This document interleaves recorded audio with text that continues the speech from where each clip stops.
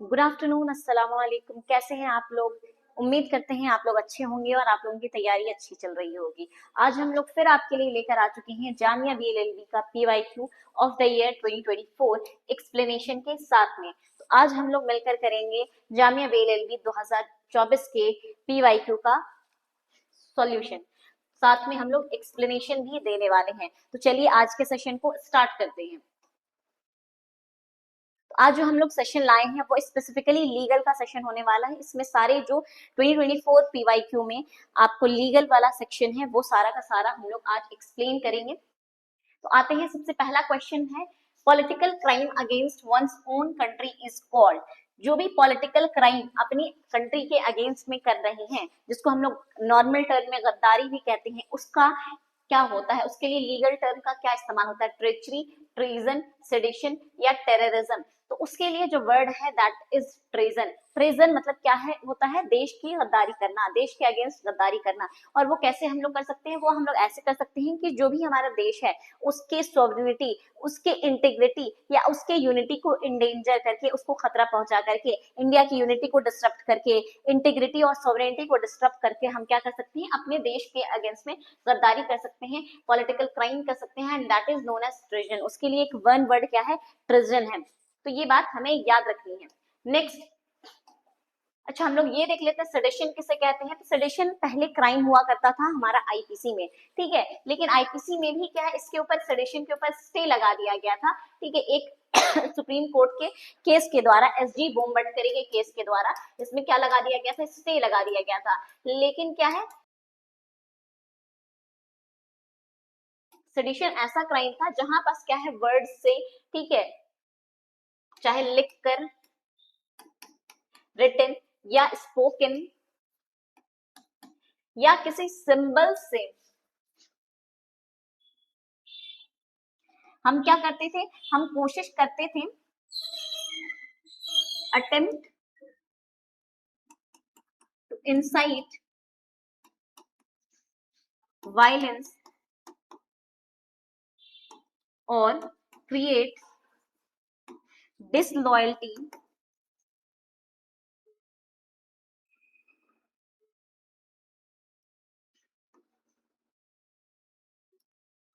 Loyalty against the government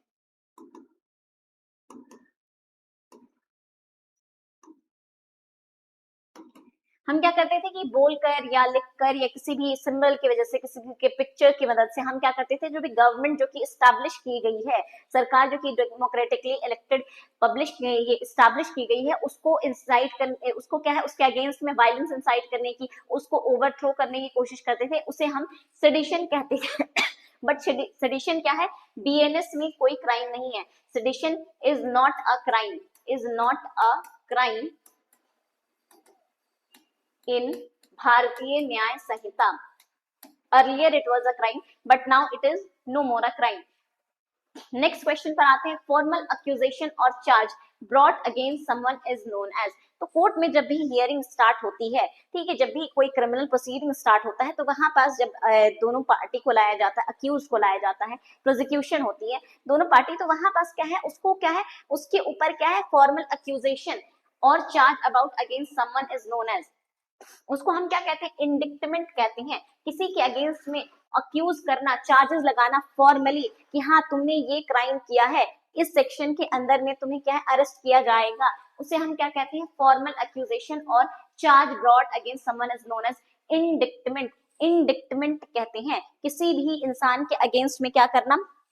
formal charges लगाना। तो जो हमारा चार्जशीट फाइलिंग का प्रोसेस है इंडिया में, जिसको हम कहते हैं चार्जशीट फाइल करना, तो उसे ही हम कहते हैं इंडिक्टमेंट। तो चार्जशीट में क्या होता है?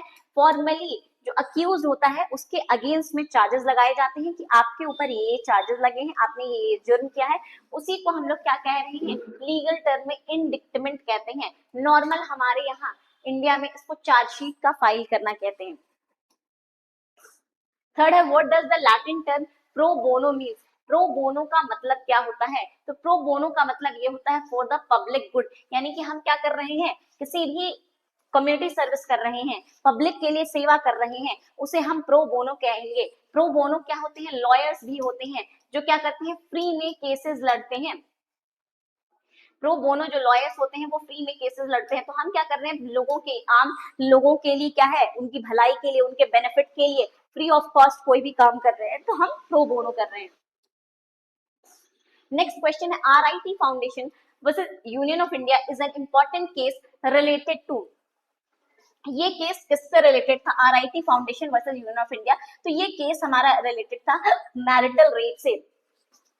हम देखेंगे कि हमारे आईपीसी में भी या फिर बीएनएस में भी क्या है, मैरिटल रेप को एज एन एक्सेप्शन रखा गया है रेप से, यानी कि जब भी रेप अगर एक हस्बैंड अपनी वाइफ के ऊपर कमिट करता है जो कि एक मेजर हो चुकी है, 18 प्लस हो गई है, तो उसको रेप नहीं माना जाता है, वो एक्सेप्शन में आता है, ठीक है। यानी कि हस्बैंड को हम क्या है, हस्बैंड के अगेंस्ट में रेप के चार्जेस नहीं लगा सकते हैं। लेकिन इसको क्या है, इसको यहाँ पास इस केस में RIT foundation versus union of India के केस में चैलेंज किया गया था।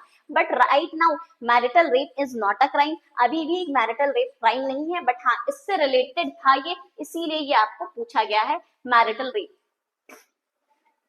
आगे बढ़ते हैं।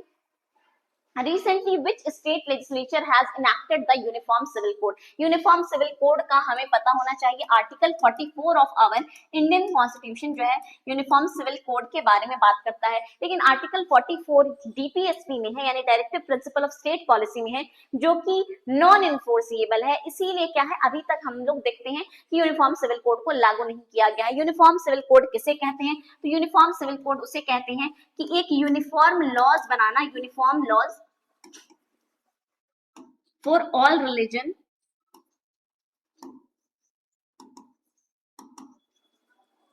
regarding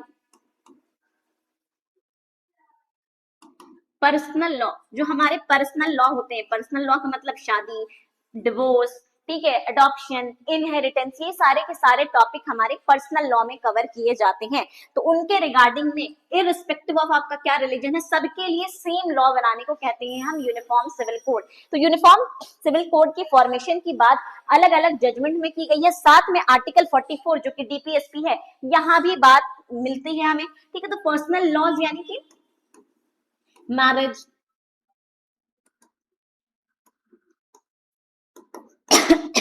डिवोर्स, इनहेरिटेंस, ईटीसी, ठीक है, ये सारे क्या है हमारे पर्सनल लॉ में कवर होते हैं। तो ये जो पर्सनल लॉज हैं अभी के टाइम पर हमारा क्या है, अलग अलग रिलीजन का, हिंदू का अलग, मुस्लिम का अलग, क्रिश्चियन का अलग, पारसी का अलग, अलग अलग हमें देखने को मिलता है। लेकिन उससे क्या होता है, कंफ्यूजन हो जाता है, कॉन्ट्रडिक्शन होता है, ठीक है, कन्फ्लिक्ट ऑफ लॉज होते हैं। तो इस वजह से क्या है, बात की जाती है कि एक यूनिफॉर्म सिविल कोड होना चाहिए सारे रिलीजन के लिए, मैरिज से रिलेटेड, डिवोर्स से रिलेटेड, इनहेरिटेंस से रिलेटेड, अडॉप्शन से, सक्सेशन से रिलेटेड क्या होना चाहिए, सेम लॉज होने चाहिए सारे रिलीजन के लिए। That is known as uniform civil code, ये यूनिफॉर्म सिविल कोड है, ठीक है। तो ये रिसेंटली, ये 2024 का क्वेश्चन है, तो उस टाइम का ये करंट अफेयर्स में भी था, तो उत्तराखंड में उस टाइम पर किया गया था। इसके अलावा इंडिया में गोवा में भी क्या है, यूनिफॉर्म सिविल कोड इनेक्टेड है, ठीक है। गोवा में भी क्या है, यूनिफॉर्म सिविल कोड इनेक्टेड है, सबसे पहले गोवा में ही था, ठीक है। बाद में रिसेंटली क्या किया गया है, उत्तराखंड में ही ले आया गया है, किसको, यूनिफॉर्म सिविल कोड को। तो ये बात हमें याद रखना है। इंपॉर्टेंट केसेस क्या है यूनिफॉर्म सिविल कोड से, ये भी हमें थोड़ा पता होना चाहिए। तो अगर हम इंपॉर्टेंट केस की बात करें, तो इंपॉर्टेंट केस हमारा सबसे पहले शाहबानो का केस आ जाता है, सरला मुदगल का केस आ जाता है, लिली थॉमस का केस आ जाता है,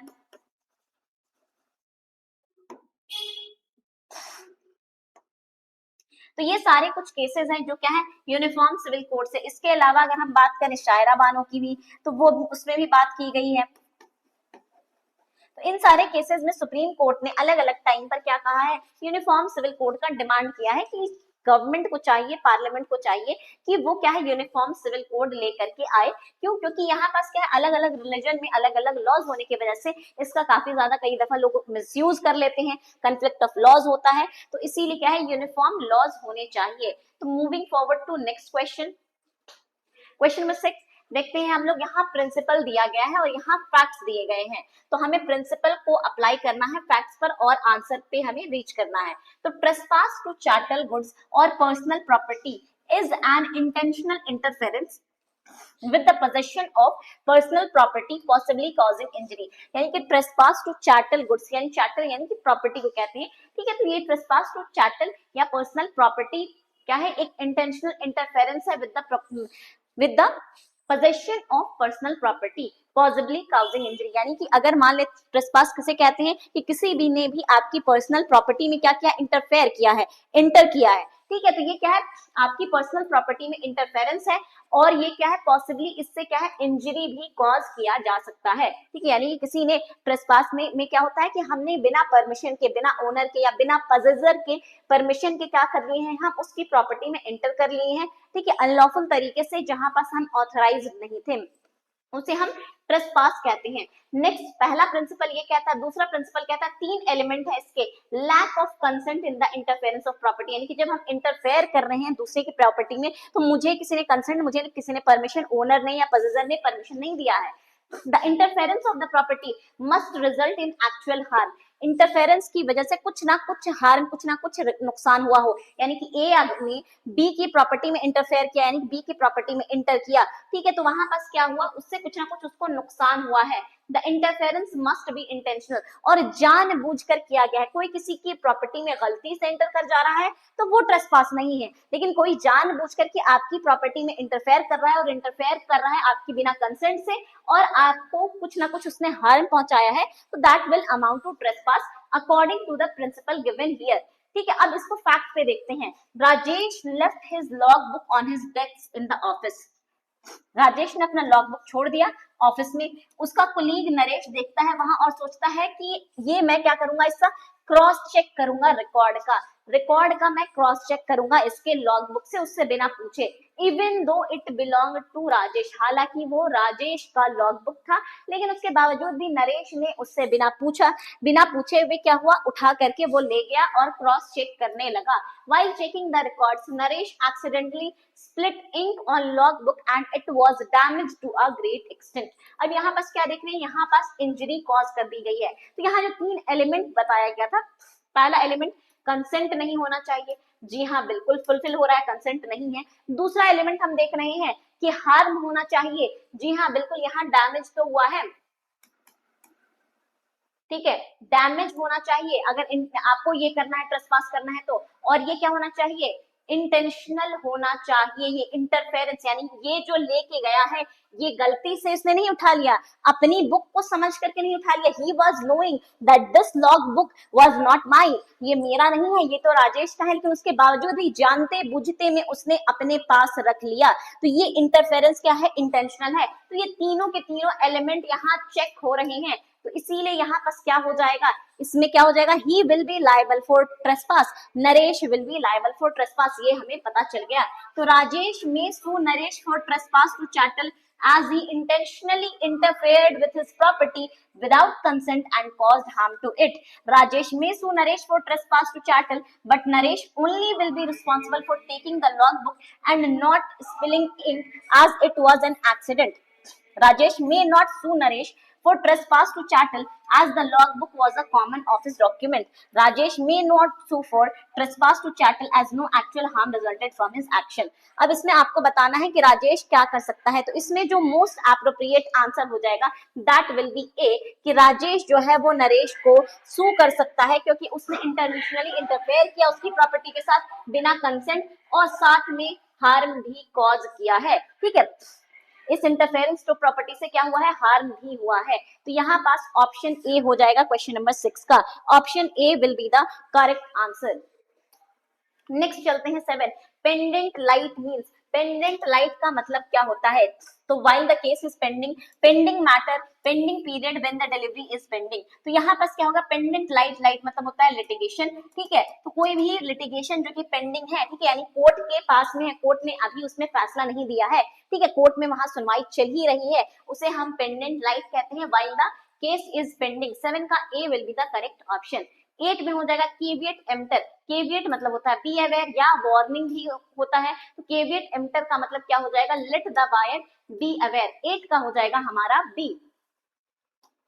9 पर चलते हैं, सारा put a pole across an alley, ठीक है, एक रास्ते में क्या है, सारा ने पोल रख दिया है। रात में Jack come galloping on a horse, और जैक जो है वो अपने हॉर्स से चला आ रहा है, रात हो चुकी है। द हॉर्स स्टम्बल, और हॉर्स उस पोल से स्टम्बल कर जाता है, टकरा जाता है, लड़खड़ा जाता है, और जैक जो है वो गिर जाता है। जाहिर सी बात है, आप रास्ते में एक सड़क है, वहां पास आप कोई भी ऐसी चीज रख दे रहे हैं जिससे क्या हो सकता है, आपको पता है कि वहां उससे नुकसान होगा, ठीक है, लोग आने जाने वाले लोगों को दिक्कत होगी, तो वो आपने रख दिया है। He suffered from a broken arm, और उसकी वजह से उसका क्या है, आर्म टूट जाता है। What are the consequences of this case? इस केस का consequences क्या होगा? Sarah is liable for negligence. Both are liable for contributory negligence. It is an accident. It is a case of strict liability on Sarah. तो Sarah is liable for negligence. Negligence commit किया है, ठीक है। यहाँ पास क्या है, सारा के ऊपर ड्यूटी थी, लॉफुल ड्यूटी थी, किस चीज की, कि वो क्या करे, वो ऐसा कोई काम ना करे, ठीक है, जिससे क्या हो, लॉफुल ड्यूटी थी कि वो ऑब्स्ट्रक्शन कॉज नहीं करे। आ रहे हैं जा रहे हैं लोग, तो ये हमारी लॉफुल ड्यूटी बनती है कि हम रास्ते पे कोई भी ऑब्स्ट्रक्शन, कोई भी इस तरह की चीजें ना कॉज करे, लेकिन इसने कॉज किया, ब्रीच ऑफ ड्यूटी किया, इसीलिए क्या है, he will, she alone will be liable. यहाँ पर जैक लायबल नहीं होगा, तो सारा is liable for negligence. Option A will B correct answer. Question number 10, every agreement in restraint of marriage of any person other than a minor is void. कोई भी agreement marriage का को रोकने के लिए किया जा रहा है। फॉर एग्जाम्पल, ए बी की एम्प्लॉय है, ए ने उसके साथ कॉन्ट्रैक्ट किया कि आपको शादी नहीं करनी होगी, ठीक है, जब तक कि आप हमारे यहाँ काम कर रहे हैं। फॉर एग्जाम्पल, बहुत सारी या एक्टर तो नहीं, एक्ट्रेसेस क्या होती है, जब वो काम करने जाती हैं तो उनसे क्या है, कॉन्ट्रैक्ट साइन करवा लेते हैं कि आप शादी नहीं कर सकती जब तक हमारे यहाँ काम कर रही है। तो कहा गया वैसे सारे अग्रीमेंट क्या होंगे, वॉइड होंगे, एक्सेप्ट माइनर। यानी अगर माइनर के लिए किया जा रहा है कि माइनर शादी नहीं कर सकता है, तो दैट इज फाइन। क्यों? क्योंकि हमारे यहाँ तो यही है कि माइनर जो है उसकी शादी जो मैरिजेबल एज है उसी में करनी है, उससे पहले नहीं करनी है। तो अगर आप माइनर का ऐसा अग्रीमेंट कर रहे हैं तब तो वो वैलिड है, लेकिन माइनर के अलावा कोई और इंसान का आप अग्रीमेंट कर रहे हैं और उस अग्रीमेंट से आप उस इंसान को क्या कर रहे हैं, रोक रहे हैं शादी करने से, ठीक है। जैसे पहले क्या होता था कि एयर हॉस्टेस के साथ ये किया जाता था कि अगर आप शादी कर लेती हैं तो उसके बाद आपको क्या है, आपको नौकरी जो है वो टर्मिनेट हो जाएगी। तो इस तरह के अग्रीमेंट क्या हो जाएंगे, वॉइड हो जाएंगे। इस तरह के अग्रीमेंट क्या हो जाएंगे, वो वॉइड हो जाएंगे। अब यहाँ पर फैक्ट देखते हैं, Salman Khan died was covid infection, ठीक है। इसकी दो विडोज थी, सुल्ताना एंड रजिया, ठीक है, इसकी दो विडो थी, सुल्ताना और रजिया। ये एग्रीमेंट में आती हैं that if any of them will remarry would forfeit her right to her share in the deceased husband property, ठीक है। यहाँ पर सलमान खान की मृत्यु हो गई है, उसकी दो विधवा हैं, ठीक है, दो शादी उसने कर रखी थी। अब दोनों ने अग्रीमेंट किया कि अगर हम दोनों में से किसी एक ने भी क्या कर ली, शादी कर ली, तो जो हस्बैंड का हिस्सा है वो खत्म हो जाएगा तुम्हारा, ठीक है, कि उसका जो राइट है, उनका शेयर जो है सलमान के प्रॉपर्टी में, वो क्या हो जाएगा, फॉरफिट हो जाएगा, यानी कि खत्म हो जाएगा अगर वो रीमैरी यानी कि दूसरी शादी कर लेती हैं तो। अब यहाँ बताना है कि क्या ये अग्रीमेंट वॉइड होगा। The agreement is void because it was restraint of marriage. The agreement is not void because no restraint was upon either of two widows for remarriage. The restraint was partial, so agreement is valid. None of the above. तो इसमें क्या हो जाएगा,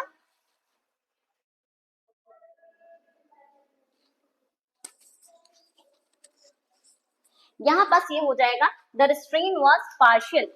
सो agreement is valid. Restrain जो है वो partial है, इसीलिए क्या होगा, अग्रीमेंट वैलिड हो जाएगा। यहाँ पास रिस्ट्रेन जो है वो क्या था, कंप्लीट नहीं था। यहाँ पास ये रिस्ट्रेन जो लगाया जा रहा है वो कहा जा रहा है कि अगर तुम ये करोगी, एक सेकेंड,